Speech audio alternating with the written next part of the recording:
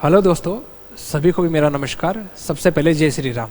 आज mock test number 14 के बारे में डिस्कस करेंगे। इससे पहले मैंने 13 आपको कंप्लीट करवा दिए। बिल्कुल वही अपना सेम पैटर्न रहेगा। सबसे पहले नंबर को डिस्कशन करेंगे। नंबर के अंदर जैसे मिसिंग नंबर हो गया, सीरीज हो गया, इनके क्वेश्चंस को डिस्कस करेंगे।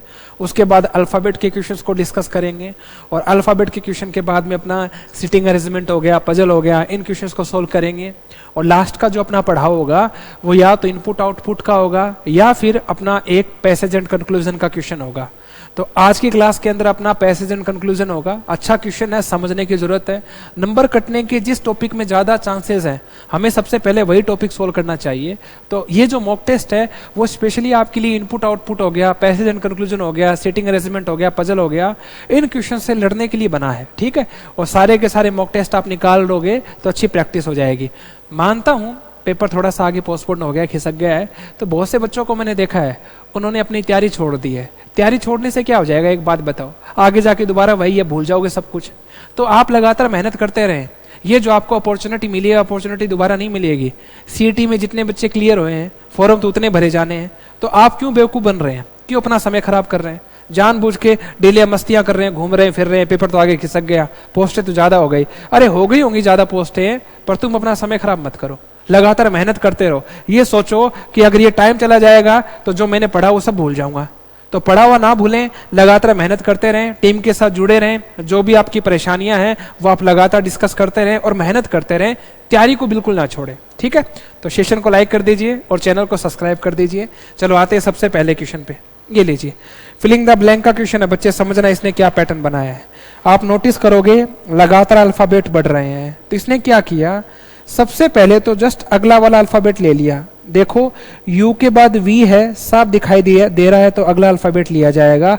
I के बाद J हो गया, जस्ट नेक्स्ट हो जाएगा। उसके बाद देखो J के बाद L हो गया, तो कह सकता हूं क्या +1 हुआ पहले तो, फिर आगे देखो +2 हो गया। J के बाद क्या आता है K और उसके बाद L आता है, +2 हो गया, डन है। उसके बाद आगे देखो +3 हो गया, +3। L के बाद क्या आता है, L के बाद M N, उसके बाद O आता है। तो पहले +1, फिर +2, फिर +3।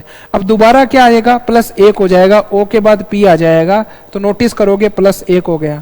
फिर P का R हो गया तो +2 हो गया। फिर R का U हो गया तो +3 हो गया। R के बाद क्या आता है, S T, उसके बाद U आता है, तीसरा अल्फाबेट। दोबारा देख लीजिए +1 हो जाएगा। फिर यहाँ पे देख लीजिए +2 हो जाएगा। नोटिस करो V के बाद क्या आता है, W X +2।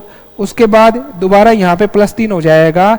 X के बाद आता है Y Z, उसके बाद यहाँ पे A भी तो लेना जरूरी है।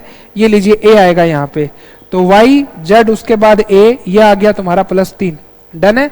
दोबारा क्या हो जाएगा, +1। ठीक है, फिर यहाँ पे क्या होगा, +2। B के बाद C के बाद अगला D आ जाएगा। फिर यहाँ पे क्या आ जाएगा, +3 हो जाएगा। ये प्रोसेस चल रही है। तो बताओ JPAD किस में है, JPAD कौन सा ऑप्शन हो जाएगा, D वाला। बताओ, सबको समझ में आ गया, डन है। अगले के बारे में डिस्कस करेंगे। ABCD सबके अंदर दे रखी है। सबसे पहले देखो यहां से स्टार्ट किया गया 1, अगली बार यहां पे भी 1 आ गया। एक अल्फाबेट को छोड़ के अगले अल्फाबेट में 1 आ रहा है, एक अल्फाबेट को छोड़ के अगला अल्फाबेट में 1 आ रहा है। तो देखो अगली बार C से पहले तो देखो D के बाद, फिर C के बाद अगला, B के बाद अगला, A के बाद, लगातार 1-1 चल रहे हैं, डन है। अब दोबारा यहां से स्टार्ट हो गया, तो इस बार किसको स्टार्ट कर दिया, 2 को स्टार्ट कर दिया। तो D से पहले 2 है, तो अगली बार क्या होगा, C से पहले 2 आएगा। तो कह सकता हूं क्या, A1, उसके बाद B1, उसके बाद C2 और उसके बाद D2, ये चलेगा। यहां पे भी नोटिस करो 1 से स्टार्ट हुआ है, तो यहां से 2 से स्टार्ट हुआ है, तो अगला 2 यहां पे आएगा। तो 2 और 2 आपको दिखाई दे रहा है। तो ऐसा कौन से ऑप्शन के अंदर है, आपका D वाला ऑप्शन हो जाएगा। आगे बात समझ में, डन है। अगले क्वेश्चन की ओर चलते हैं। 13 का 31 हो गया, 15 का 33 हो गया, 20 की जगह क्या आएगा, 20 का अगला क्या होगा। तो देखो नोटिस करो, 13 का 31 किया है तो बंदे ने +18 ऐड कर दिए। 15 का 33 किया है तो बंदे ने +18 कर दिए। 13 में 18 जोड़ोगे 31, 15 में 18 जोड़ोगे 33 आएगा। तो इसी प्रकार 20 में अगर तुम 18 जोड़ोगे तो तुम्हारा कितना आ जाएगा, 38 आ जाएगा। कौन सा ऑप्शन हो जाएगा, D वाला। बताओ, सबको समझ में आ गया। अगला क्वेश्चन, जिस प्रकार मॉडर्न को ऐसे लिखा जाएगा, जर्मन को ऐसे लिखा जाएगा, तो बताओ जूनियर को कैसे लिखा जाएगा। अच्छा क्वेश्चन है, इसका पैटर्न समझो अच्छे से। इसने क्या किया है, इसने पता है बच्चे क्या कर दिया, इसने कर दिया भाई सबसे पहले इसने ले लिया आर को, आर मतलब ये लीजिए second last second first alphabet को सबसे पहले लिया गया, डन है। उसके बाद लास्ट वाला और फर्स्ट वाले को लिया गया है, समझ में आ रहा है। उसके बाद इन दोनों को पलट दिया, डी ई को ई डी कर दिया है, डन है। इसी प्रकार इसमें देखो सेकंड लास्ट सेकंड फर्स्ट को ले लिया गया सबसे पहले, अगली बार लास्ट और फर्स्ट को ले लिया सबसे पहले, उसके बाद आर एम को एम आर कर दिया, समझ में आ गया। अब अगली बार क्या आएगा, सबसे पहले ओ फिर आएगा यू, डन है। उसके बाद क्या आएगा आर, उसके बाद आएगा जे, डन है। फिर इन दोनों को चेंज कर दीजिए और इन दोनों को चेंज करोगे तो आएगा आई और एन आ जाएगा। तो ओ यू आर जे किस में है, तो ये भी कट हो जाएगा, ओ यू आर ये भी कट हो जाएगा। और लास्ट में देखो आई एन आएगा, यहाँ पे एन आई है तो ये भी गलत हो जाएगा, ए वाला ऑप्शन हो जाएगा। आगे बात समझ में, O U R J I N, बताओ डन है, क्लियर है। चलो अभी आगे बढ़ते हैं। अगला भी आपका एनालॉजी का क्वेश्चन आ गया, अभी ढंग से समझना, अच्छा क्वेश्चन इसने बनाया है। देखो नोटिस करो, ये जो 1 2 3 4 5 पांचवा अल्फाबेट देखो लास्ट में है, पांचवा अल्फाबेट लास्ट में है। तो इसी प्रकार इसमें देखोगे 1 2 3 4 5 पांचवा अल्फाबेट सबसे लास्ट में आएगा, सबसे लास्ट एच होगा तो ये भी कट है और ये भी कट है। चीजों को पहचानने की कोशिश करें। अब इसके बाद इसने क्या किया वो समझो। इसने किया है एक तो सबसे पहले वाला अल्फाबेट ले लिया, फिर एक लास्ट वाला ले लिया, दिखाई दे रहा है, ठीक है। उसके बाद पहले वाला ले लिया और अगले बार लास्ट वाला ले लिया, दिखाई दे रहा है। अगली बार क्या करेगा, पहले वाला ले लेगा फिर लास्ट वाला ले लेगा, दिखाई दे रहा है। उसके बाद पहले वाला ले लेगा, ये प्रोसेस चल रही है। तो इसके अंदर भी क्या आएगा, पहले वाला और उसके बाद लास्ट वाला लेगा। तो सबसे पहले आएगा एच ए, डन है। उसके बाद दोबारा ए आ जाएगा, इसको ले लेगा फिर इसको ले लेगा। तो एच डबल ए टी किसके अंदर है, H double A T B वाले में, ये आपका कट हो जाएगा, डन है। और लास्ट में आपका एच आपको दिखाई दे रहा होगा। अगली बार बताओ, अगली बार इसने क्या कर देना है, अगली बार कर देना आर, उसके बाद ले लेगा आई और उसके बाद ले लेगा एस और एस के बाद लास्ट में बच जाएगा एच। बताओ मेरी बात समझ में आ गई, डन है। इस प्रकार से लिखा जाएगा H double A T R I S H. चलो भी अगले पे चलते हैं। ताला कुंडी सील चाबी, तो थोड़ा सा ध्यान रखेंगे, आप समझेंगे कि ताला है लॉक करने के लिए काम में आता है, कुंडी भी लॉक करने के लिए काम में आती है, सील भी लॉक करने के लिए काम में आती है, जबकि चाबी है किसी चीज को खोलने के लिए काम में आती है। तो कौन सा ऑप्शन हो जाएगा, डी वाला हो जाएगा, डन है, समझ में आ गया। अगला ये आ गया आपके सामने एक और एनालॉजी का क्वेश्चन। आपको बताना है 4 में से डिफरेंट कौन सा होगा, और 4 में से डिफरेंट पता लगाना है। तो नोटिस करो, ये भी अभाज्य संख्या है प्राइम नंबर, ये भी अभाज्य संख्या है प्राइम नंबर, ये भी अभाज्य संख्या है प्राइम नंबर। सबसे छोटा प्राइम नंबर क्या है, 2, उसके बाद क्या आता है, 3 आता है। वो संख्या जिसमें केवल खुद का भाग जाए और 1 का भाग जाएगा, उस संख्या को क्या बोलोगे, अभाज्य संख्या बोलोगे, प्राइम नंबर बोलोगे। तो देखो खुद के अलावा 1 का भाग जाता है, लेकिन ऑप्शन नंबर ए हो जाएगा आपका। ये तो प्राइम नंबर है, अभाज्य संख्या है, जबकि ये भाज्य संख्या है। 25 आपको पता है 5 से भी डिवाइड है, और आपको पता है खुद 25 से भी डिवाइड है, और आपको पता है 1 से भी डिवाइड है। या आप ये भी कह सकते हो ये 5 का स्क्वायर है, ये भी कह सकते हो। आगे बात समझ में, डन है। आगे चलते हैं अगले क्वेश्चन की ओर। यदि किसी कोड के अंदर प्लेट को 45 लिखा जाता है, ब्लैक को अगर 13 लिखा जाएगा, तो इसको क्या लिखा जाएगा, पेस्ट को क्या लिखा जाएगा। तो चलो भी समझते हैं, समझिएगा अच्छे से। सबसे पहले अल्फाबेट के नंबर लगाइए, 16 12 1 20 5, ये काम सबसे पहले करना है। जोड़ दीजिए, इसको जोड़ोगे तो बताओ 16 और 12 28, 29 49, 49 और 5 54, और 54 को इसने क्या कर दिया, उल्टे क्रम में लिख दिया। 5 और 4 को इसने 4 5 में लिख दिया। बताओ समझ में आ गया, डन है। इसी प्रकार देखो 2 12 5 1 11, जोड़ो 2 और 12 14, 19 20 31।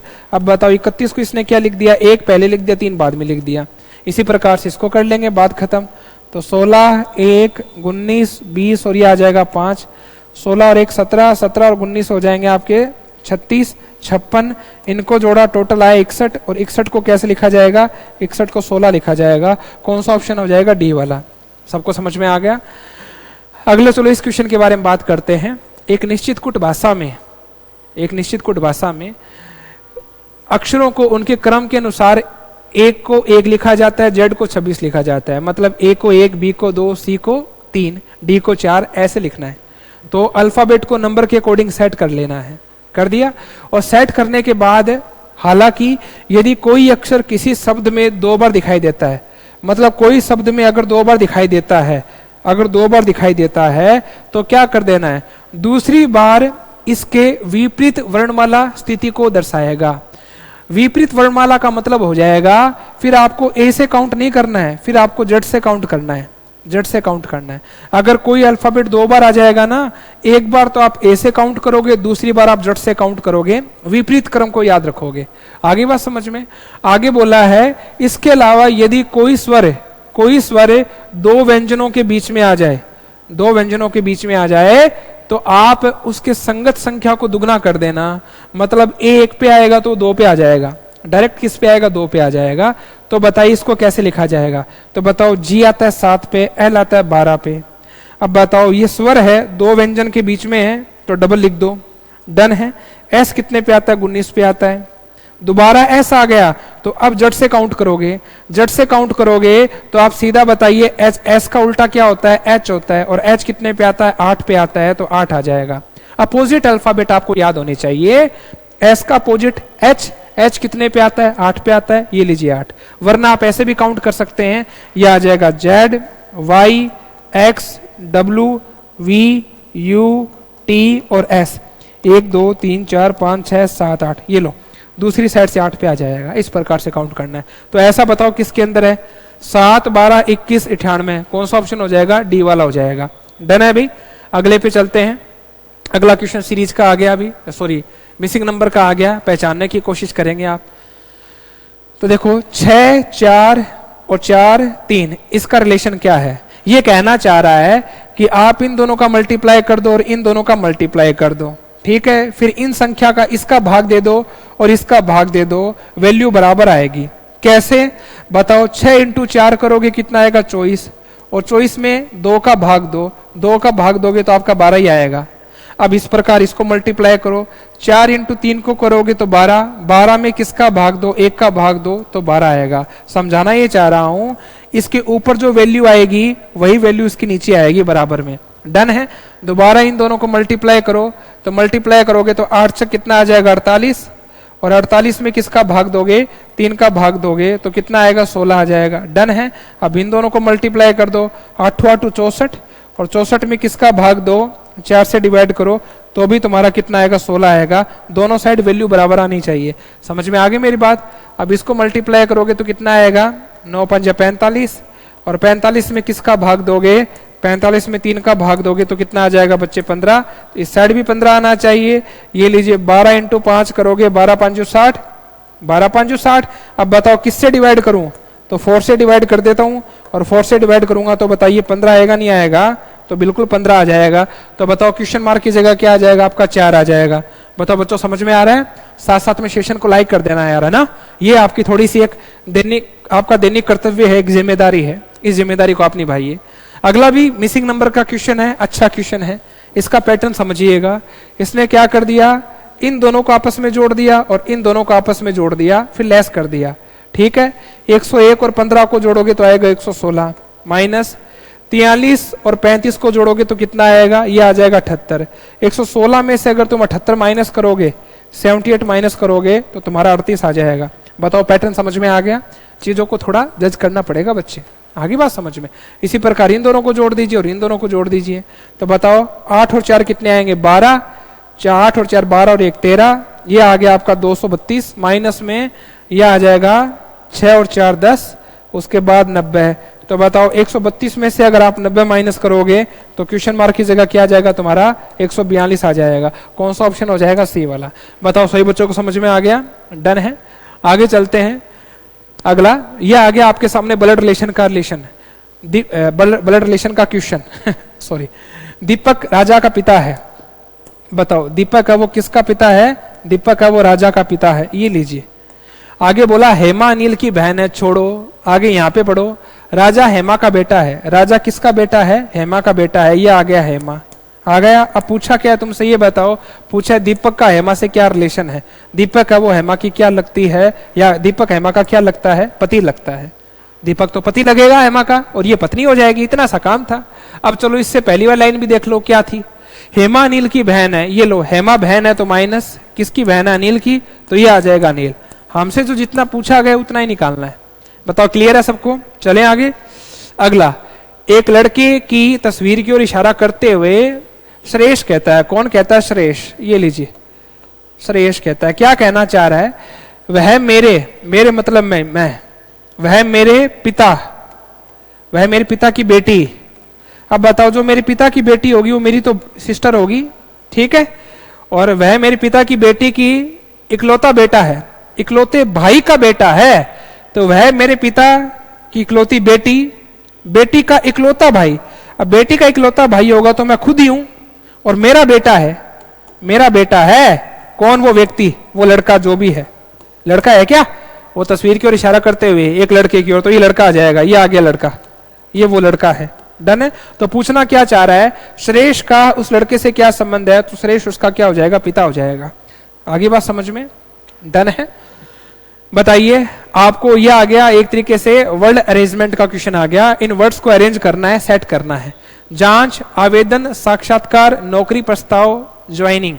सबसे पहले छोटे से बड़े की ओर जाओगे तो सबसे पहले एक इंसान क्या करता है, आवेदन करता है, और आवेदन करने के बाद उस आवेदन की क्या होती है, जांच होती है, उस आवेदन की जांच होती है। 2-1 बताओ किसमें है, 2-1 इसमें भी नहीं, इसमें भी नहीं, इसमें भी नहीं, ये लो 2-1। आगे बात समझ में। और जांच होने के बाद उसका क्या होता है, इंटरव्यू होता है, और इंटरव्यू के बाद नौकरी का प्रस्ताव दिया जाता है, और लास्ट में क्या होती है, ज्वाइनिंग होती है। ये लीजिए, इस प्रकार से बनाया जाएगा। सबको समझ में आ गया। अगला आ गया, माउंट आबू, विश्व, भारत, राजस्थान, नक्की झील। तो आपको पता है कि नक्की झील किसके अंदर है, माउंट आबू के अंदर है। छोटे से बड़े की ओर जाएंगे तो सबसे पहले आएगी नक्की झील, उसके बाद आएगा माउंट आबू। तो 5 और 1 इसमें है, सभी के अंदर है। फिर बताओ माउंट आबू किसके अंदर आता है, माउंट आबू आता है राजस्थान में, माउंट आबू आएगा राजस्थान में। 1-4 1-4 1-4 इसमें भी नहीं है, इसमें भी नहीं है, 1-4, तो 5-1-4 बिल्कुल सही है। आगे आपको पता है कि लास्ट में तो विश्व आएगा, लास्ट में विश्व आएगा, तो मैं कह सकता हूं क्या 2 नंबर वाला लास्ट में आएगा, तो ए वाला ऑप्शन हो जाएगा। डन है। उसके बाद क्या आएगा तुम्हारा, भारत, और भारत के बाद आ जाएगा विश्व। आगे बात समझ में, डन है। अगले क्वेश्चन की ओर चलते हैं। 6 छात्र शुभम, स्नेहा, सुरभि, मुस्कान, हर्ष और विशाल एक असेंबली लाइन में उत्तर की ओर एक के पीछे एक, 1 2 3 4 5 6, एक के पीछे एक खड़े हैं। पंक्ति में हर्ष के पीछे केवल एक व्यक्ति खड़ा है, हर्ष के पीछे केवल एक व्यक्ति खड़ा है। किसके पीछे, हर्ष के पीछे, तो ये आ जाएगा, यहां पे आ जाएगा आपका हर्ष आ जाएगा। हर्ष के पीछे एक व्यक्ति खड़ा है। स्नेहा, विशाल और मुस्कान के ठीक बीच में है। हमें नहीं पता, छोड़ो इस लाइन को। आगे क्या लिख रखा है, सुरभि, मुस्कान और हर्ष के बीच में खड़ी है। सुरभि कौन है, सुरभि, तो यहां पे कौन आ जाएगी, यहां पे आ जाएगी सुरभि, सुरभि। और पूछा क्या है, ये बताओ कि सुरभि के ठीक पीछे कौन है, सुरभि के ठीक पीछे कौन है, बात खत्म, हर्ष है। जो पूछा है उतना ही करो, पूरा बनाने की जरूरत क्या है। कई बच्चे पूरा बना के अपना समय खराब करते हैं। तुमसे जो पूछा गया उतना करो ना, बात खत्म। सुरभि के पीछे कौन है, हर्ष है, बात खत्म, जस्ट इतना सा काम है। अब बताओ सुरभि किसके बीच में थी, मुस्कान और हर्ष के बीच में, तो यहाँ पे कौन आ जाएगा अभी, मुस्कान। ये लीजिए, ये आगे मुस्कान। डन है। अब इससे पहली वाली लाइन क्या थी, पहली वाली थी स्नेहा, विशाल और मुस्कान के बीच में है, तो यहाँ पे कौन आ जाएगी, स्नेहा, ठीक है, और यहाँ पे कौन आ जाएगा, ये आएगा विशाल। डन है। अब एक आदमी कौन बच गया, ये बताओ। आपका बच गया मुस्कान, स्नेहा, शुभम, तो नीचे नीचे कौन आ जाएगा, नीचे नीचे आ जाएगा बच्चे, शुभम आ जाएगा। बताओ सबको डन है, क्लियर है। ये लीजिए, अगले क्वेश्चन की ओर चलते हैं। STUVW एक गोलाकार मेज के चारों ओर केंद्र की ओर मुंह करके बैठे हैं। कितने लोग हैं, 2 2 4 और 1 5। ये लीजिए, सबसे पहले क्या बोला, सभी का मुंह सेंटर की ओर है, सभी का मुंह सेंटर की ओर है। सबसे पहले बोला STOW के निकटतम पड़ोसी है। चलो छोड़ो, बाद में काम में लेंगे। सबसे पहले इस लाइन को उठाइए, U है वो T के राइट में है, ये लीजिए, U है वो T के राइट में है। डन है। अब पहली वाली लाइन क्या थी, पहली वाली है S T और W के बीच में है, ठीक है। आगे इसने पूछा क्या है, S के ठीक बाईं ओर कौन है, S के ठीक बाईं ओर कौन है, बात खत्म, W है। पूरा क्वेश्चन बनाना है क्यों है, जितना पूछा उतना करो, तो इतना ही तो है, बच गया कौन, एक आपका वी बच गया। तो वी के लिए कोई लाइन है क्या, ये रहा, वी यू और डब्ल्यू के निकटतम पड़ोसी है। चलो अभी आगे बढ़े, अगले क्वेश्चन की ओर चलते हैं। ठीक है, थोड़ी समझदारी को काम में लें आप।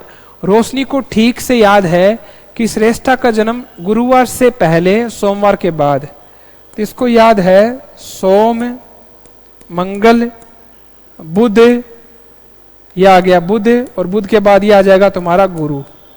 ठीक है, क्या बोला कि रोशनी को ठीक से याद है कि श्रेष्ठा का जन्म है ना गुरुवार से पहले है। अब गुरुवार से पहले है मतलब गुरुवार तो नहीं है, और सोमवार के बाद है तो मतलब सोमवार नहीं है, तो इन दोनों में से एक दिन होगा। आगे बोला कल्याण को ठीक याद है कि श्रेष्ठा का जन्म मंगलवार के बाद। मंगलवार के बाद तो यह आ जाएगा मंगल, उसके बाद आ जाएगा बुध, और बुध के बाद यह आएगा गुरु, और कहां तक याद है, और शुक्रवार तक याद है, शुक्रवार तक। तो भाई कल्याण को याद है कि मंगलवार के बाद है, तो मंगलवार तो नहीं है, मंगलवार के बाद है, और शुक्रवार से पहले है तो शुक्रवार नहीं है। तो सोमवार के बाद सोमवार कट, गुरुवार से पहले गुरुवार कट, मंगलवार के बाद मंगलवार कट, शुक्रवार से पहले शुक्रवार कट। ऐसा दिन बताओ जो दोनों में नहीं कटा, दोनों में नहीं कटना चाहिए, और वो दिन कौन सा, बुधवार है, तो आपका ए नंबर वाला आ जाएगा। बताइए, सबको समझ में आ गया, डन है। अगला है 6 दोस्त अमन, विक्रम, चेतन, और आगे क्या है, धनुष, एलिशा और फ्रैंक। प्रत्येक की लंबाई अलग अलग है, बहुत बढ़िया बात है। तो भाई 1 2 3 4 5 6। सबसे पहले इसने क्या बोला, सबसे पहले बोला केवल 3 मित्र चेतन से छोटे हैं, केवल 3 मित्र चेतन से छोटे हैं, तो ये लीजिए चेतन, चेतन से केवल 3 मित्र छोटे हैं। आगे बोला अमन केवल धनुष से छोटा है, अमन है वो केवल ही धनुष से छोटा है, मतलब अमन आएगा 2 पे और धनुष आएगा 1 पे, यही तो होगा। तो अमन केवल ही धनुष से छोटा है, केवल, केवल, तो मतलब यही आएगा। आगे बोला है ये जो फ्रैंक है एलिसा से छोटा है, ठीक है, फ्रैंक एलिसा से छोटा है, फ्रैंक सबसे छोटा नहीं है। अब सबसे छोटा नहीं है तो कह सकता हूं कि यहां पे कौन आ जाएगी भी, ये आ जाएगी एलिसा, डन है। और यहां पे कौन आ जाएगा, ये आ जाएगा फ्रैंक, फ्रैंक सबसे छोटा नहीं है, फ्रैंक सबसे छोटा नहीं है। तो सबसे छोटा है कौन वैसे ये बताओ। तो सबसे छोटा भाई अमन आ गया, ये आ गया विक्रम रह गया, तो सबसे छोटा है विक्रम, सबसे छोटा विक्रम है। पूछा क्या है, बताइए फ्रैंक से छोटे कितने मित्र हैं। तो भाई फ्रैंक से छोटे केवल एक ही मित्र है, तो केवल एक मित्र है, तो सी वाला ऑप्शन हो जाएगा। डन है अभी, क्लियर है बात। आगे बात करते हैं, अंग्रेजी वर्णमाला के अनुसार प्रथम अर्धांश को उल्टा लिख दिया जाए। अब आपको पता है कि अल्फाबेट कितने होते हैं, 26, 26 में 2 का भाग दोगे तो पहला वाला अर्धांश में 13 अल्फाबेट होंगे, और पहले वाले अर्धांश का मतलब है पहले पार्ट में ए से लेके एम तक होगा। ए पहला वाला अल्फाबेट होगा, एम 13वां अल्फाबेट होगा, तो पहला वाला पार्ट ए से एम तक होगा 13वें अल्फाबेट, और दूसरा वाला पार्ट होगा आपका एन से जेड तक होगा, एन से जेड। अब इसने बोला क्या है, इसने बोला है पहले वाले पार्ट को उल्टा लिखना है, तो आप इसको उल्टा लिखोगे तो आपको पता है एम यहां पे आ जाएगा, ए बी सी इस प्रकार से लिखा जाएगा, ठीक है। और आपको यह भी पता होना चाहिए इस साइड को क्या बोला जाता है, राइट साइड, ये दाईं साइड है, और इस साइड को क्या बोला जाता है, इस साइड को बोला जाता है लेफ्ट, बायां बोला जाता है। आगे बात समझ में। अब पूछा क्या है तुमसे, बोला है दाईं ओर से 23वें अक्षर के दायां, और आपको पता है रीजनिंग के अंदर पहले नाम आता है दायां, फिर दोबारा नाम आता है दायां, दायां दायां आपस में माइनस होता है, याद रखना। तो 23 में से अगर तुम 8 माइनस करोगे, दायां दायां माइनस करोगे, तो दाईं ओर से 15वां आएगा, राइट साइड से 15वां। अब राइट से 15वां आएगा तो नोटिस करो 13 अल्फाबेट तो ये हो गए, राइट से हो गए नहीं हो गए। 13 के बाद यहां तक कंप्लीट है अभी, तो 13 के बाद अगला 14 और 15, तो तुम्हारा आंसर क्या आ जाएगा, आंसर बी आ जाएगा। इतना सा काम करना है, राइट साइड से 15वां निकालना था, तो राइट साइड से 13 तो ये हो गए, 13 के बाद 14 15, ये वाला पार्ट उल्टा है, उल्टा है तो ए यहां पे आएगा, बी यहां पे आएगा, तो राइट से 15 आपका बी हो जाएगा। बताइए सबको समझ में आ गया, डन है। आगे बोला है दिए गए शब्द के पहले और 9वें अक्षर को आपस में बदल दिया जाए। तो 1 2 3 4 5 6 7 8 9, तो बताओ पहले और 9वें को चेंज करना है, दूसरे और 8वें को बदलना है, तीसरे और सातवें को बदलना है, इसी प्रकार इसको बदलना, ही चलता रहेगा। ठीक है, चलो देखा जाएगा, इस प्रकार से बदला जाएगा। बदलने के बाद आगे इसने क्या बोला है, आगे बोला है बताओ ए ई आ जाएगा, ई सी आ जाएगा, वी एन आ जाएगा, ई और ई आ जाएगा, आर अकेला रह जाएगा, छोड़ो इसको, आर आर में बदला जाएगा। आगे बोला है तो बताइए आपस में बदल दिया जाए, तो बताइए बाईं ओर से दूसरे अक्षर के दायां पांचवा अक्षर कौन सा होगा। तो बाईं ओर से दूसरा, लेफ्ट साइड से दूसरे के राइट पांचवा। तो आपको पता है लेफ्ट प्लस राइट आपस में प्लस होते हैं, और लेफ्ट और राइट को अगर प्लस करोगे तो 7 बन जाएगा, और 7 कहां से आएगा, लेफ्ट साइड से, बाईं ओर से। और बाईं ओर से 7वां निकालना है तो 7वां आएगा 1 2 3 4 5 6 7, ये लीजिए।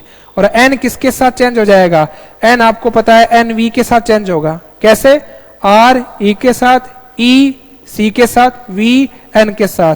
तो बताओ 7वें पे कौन आ जाएगा, वी आ जाएगा, क्योंकि वी तो इस साइड आ गया और एन इस साइड आ गया, आपस में जगह चेंज हो गई। ये भी आपको ध्यान में रखना है। आगे बात समझ में, चलें भी आगे। और लेफ्ट और राइट आपस में प्लस होते हैं, याद रखना इस चीज को। रीजनिंग के अंदर ये बहुत बार बताया गया है, बहुत बार समझा चुका हूं मैं, काफी बार। एक शाम रोहन सीधा सड़क पर 1 किलोमीटर चलता है, फिर बाईं ओर मुड़ता है और 2 किलोमीटर चलता है, फिर दाईं ओर मुड़ता है और फिर से 1 किलोमीटर चलता है। उस समय, आवाज नहीं, उस समय उसका मुख पश्चिम दिशा की ओर हो, तो बताइए प्रारंभ में उसका मुख कौन सी दिशा में था। तो नोटिस करो, लास्ट में अगर पश्चिम दिशा की ओर फेस आएगा, लास्ट में अगर पश्चिम दिशा की ओर फेस आएगा, तो स्टार्टिंग का पूछा है, तो मैं कह सकता हूं क्या, आप थोड़ा सा दिमाग लगाइए। मान लीजिए स्टार्टिंग के अंदर वो 1 किलोमीटर पश्चिम जाता है, तो मैं समझाने की कोशिश कर रहा हूं। लास्ट में आपका फेस पश्चिम में आना चाहिए, ये याद रखना है। तो सबसे पहले पश्चिम की ओर 1 किलोमीटर गया, उसके बाद बायां मुड़ा, तो बायां कहां हो जाएगा, बायां नीचे हो जाएगा, और बायां कितना गया, 2 किलोमीटर गया, डन है। उसके बाद कहां मुड़ा, दायां, ये लीजिए दायां मुड़ा, और दायां कितना गया, 1 किलोमीटर गया, डन है। अब बताइए, अब उसका मुंह कहां है, पश्चिम की ओर है। तो बताओ स्टार्टिंग में पश्चिम की ओर ही जा रहा था और अब भी पश्चिम की ओर ही है, तो कह सकता हूं क्या, एक राइट से एक लेफ्ट कट हो जाएगा, एक लेफ्ट से एक राइट आपका कट हो जाएगा। अब भी देखो पश्चिम की ओर फेस है, स्टार्टिंग में पश्चिम की ओर था, तो पूछा क्या है तुमसे, ये पूछा है बताइए किस दिशा की ओर चलना प्रारंभ किया था, तो पश्चिम की ओर किया था। इससे ज्यादा आसान पता है क्या है, इससे ज्यादा आसान आपका ये है कि आप हमेशा एक चीज को याद रखना, जब भी आपसे ये पूछा जाए कि वो कौन सी दिशा में जा रहा है या उसका मुख कौन सी दिशा में है, तो कभी डायग्राम मत बनाओ, बस तुम तो एक काम करो, बायां से दायां काटो, दायां से बायां काट दो, इतना सा काम करना है। ठीक है, ये लीजिए लास्ट में मुंह कहां है, पश्चिम की ओर है। सबसे पहले बताओ बाईं ओर गया, ये आ गया लेफ्ट, ठीक है। उसके बाद कहां गया, उसके बाद दाईं ओर गया, ये लीजिए राइट। अब एक राइट से एक लेफ्ट कट गया, तो बच गया क्या, 0। 0 का मतलब है अब भी उसका मुंह पश्चिम में है, पहले भी उसका मुंह पश्चिम में ही था, बस इतनी सी बात है। और कल को मान लो यहां पे चलो 2 लेफ्ट आ जाता और 1 राइट आ जाता, तो बच गया क्या तुम्हारा, 1 लेफ्ट बच गया। तो याद रखना, अगर लास्ट का फेस दे रखा है और शुरुआत का फेस पूछ रखा है, तो जो भी तुम्हारा बचेगा उसका उल्टा घुमा देना।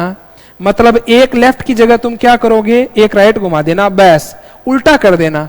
ये उल्टा करना कब है, जब लास्ट की कंडीशन मिल जाए और शुरुआत की कंडीशन पूछ ले, तो लेफ्ट बचा, लेफ्ट का राइट कर दो, राइट बचे, राइट का लेफ्ट कर दो, इतना सा ध्यान रखना है। जब आपको लास्ट में मिले और शुरुआत में मिले, तो याद रखना शुरुआत की तो मिल जाए और लास्ट वाली निकालनी पड़े, तो तुम्हें वही काम करना है। बायां बचा है तो बायां घुमाओ, दायां बचा है तो दायां घुमाओ, ये काम करना है। तो इसका आंसर क्या आ जाएगा बच्चे, पश्चिम आ जाएगा। डन है, चलो अगले क्वेश्चन की ओर चलते हैं। पुनीत पश्चिम की ओर 4 मीटर चलता है अभी। अब देखो ये भी वही क्वेश्चन है। सबसे पहले बताओ पुनीत कहां जा रहा है, पश्चिम की ओर जा रहा है, भाड़ में गया, तुम्हें डायग्राम बनाना ही नहीं है, तुमसे पूछ क्या रहा है, अब वह किस दिशा की ओर सम्मुख है, ये पूछ रहा है। अब कौन सी दिशा की ओर सम्मुख है, तो सबसे पहले क्या चला, दायां घूमा, सबसे पहले दायां, उसके बाद कहां, बायां, उसके बाद बायां गया, उसके बाद दोबारा बायां गया, ये लीजिए दोबारा बायां गया, डन है। उसके बाद दायां गया, ये लीजिए दायां गया, ठीक है। अब बताओ दायां जाने के बाद 3 मीटर चला। अब एक बात बताओ, टोटल आपका बायां कितना हो गया? टोटल आपका 2 लेफ्ट हो गया। और टोटल आपका राइट कितना हो गया? टोटल आपका 2 राइट हो गया। राइट से लेफ्ट को काटो, बच गया क्या? 0। मतलब आंसर आ जाएगा पश्चिम में ही जा रहा है। आंसर क्या आ जाएगा? पश्चिम में। इतना सा काम करना है बस, ये सीधा मेथड है। वरना अगर किसी बच्चे को चुल मची है कि ना सर मैं तो डायग्राम बनाऊंगा, तो बच्चे तुम डायग्राम बना लेना। और डायग्राम बनाओगे तो चलो भाई, सबसे पहले बताइए कौन सी डायरेक्शन में गया? पश्चिम की ओर। कितना गया? 4 मीटर।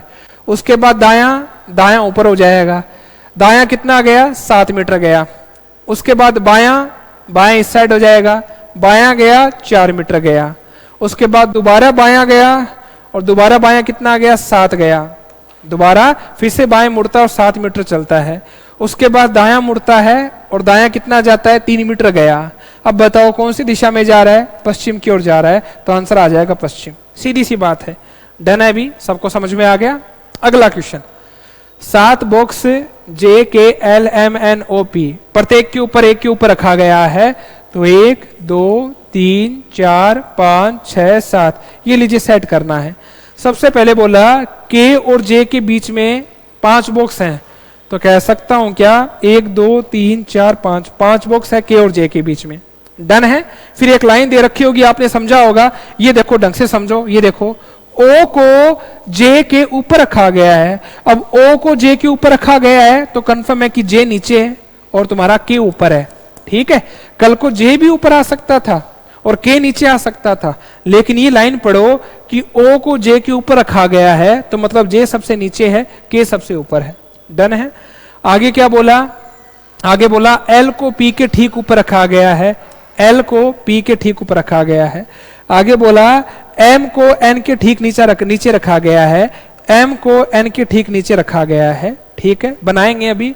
आगे ओ को जे के ऊपर किसी एक स्थान पे रखा गया है, कोई भी एक स्थान है। आगे लिख रखा है एन को के ठीक नीचे रखा गया है। एन को के ठीक नीचे। अब बताओ एन अगर के ठीक नीचे आएगा तो बिल्कुल नीचे आ जाएगा इसके एम। डन है। और ओ को है ना ऊपर कहीं रखा गया है, जस्ट ऊपर नहीं है, ऊपर कहीं रखा गया है, तो वो ऊपर यहां नहीं आएगा, बाकी यहां में से कोई एक जगह आ जाएगा। डन है। मतलब इन दोनों को सेट कर सकते हो। यहाँ पे पी आ जाएगा, यहाँ पे एल आ जाएगा, यहाँ पे ओ आ जाएगा। इसने बोला ओ है वो जे से ऊपर है, पर ऊपर कहीं रखा गया है, जस्ट ऊपर नहीं है, ऊपर कहीं रखा गया है। ये आपको थोड़ा सा समझना पड़ेगा। ठीक है। अब पूछा क्या है एन और जे के बीच में कितने बॉक्स हैं? तो एन और जे के बीच में कितने बॉक्स हैं? 1 2 3 4। कितने बॉक्स हो जाएंगे? 4 बॉक्स हो जाएंगे। चलो अभी अगले क्वेश्चन की ओर चलते हैं। समझो, इसको ढंग से पढ़ना और ढंग से समझना। पेपर में एक आपको पैसेज एंड कंक्लूजन का क्वेश्चन पक्का मिलेगा। तो पहला काम आपको यही करना है, जो आपको दिया गया है उसको ढंग से पढ़ना है और पढ़ने के बाद स्टार्ट करना है। देखो समझो, 6 करोड़ झुग्गी झोंपड़ी निवासियों को आवास प्रदान करने और झुग्गी झोंपड़ी मुक्त भारत का कल्याण को साकार करने के अपने सर्वाधिक महत्वपूर्ण प्रयास में सरकार ने 400 नगरों और शहरों में 5 वर्ष में 50 लाख सरकारी जमीन, 50 लाख रिहायशी यूनिटों के निर्माण की एक विशाल योजना बना रखी है। मैं समझाना क्या चाह रहा हूं, समझो। 6 करोड़ लोग हैं जो झुग्गी झोंपड़ी में रहते हैं, और वहां से झुग्गी झोंपड़ी से उनको हटाकर उनके लिए गवर्नमेंट क्या कर रही है? गवर्नमेंट एक प्रोजेक्ट लेके आ रही है, और उस प्रोजेक्ट में इसने क्या बोला कि हमने 400 नगरों को और शहरों को टारगेट किया है। ठीक है। और अगले 5 साल के अंदर हम क्या करेंगे? 50 लाख रियायती यूनिटों के निर्माण करेंगे, मतलब 50 लाख घर बनाएंगे। और 50 लाख जो घर बनाएंगे ना, उनमें आप 6 करोड़ लोगों को आराम से रख सकते हैं।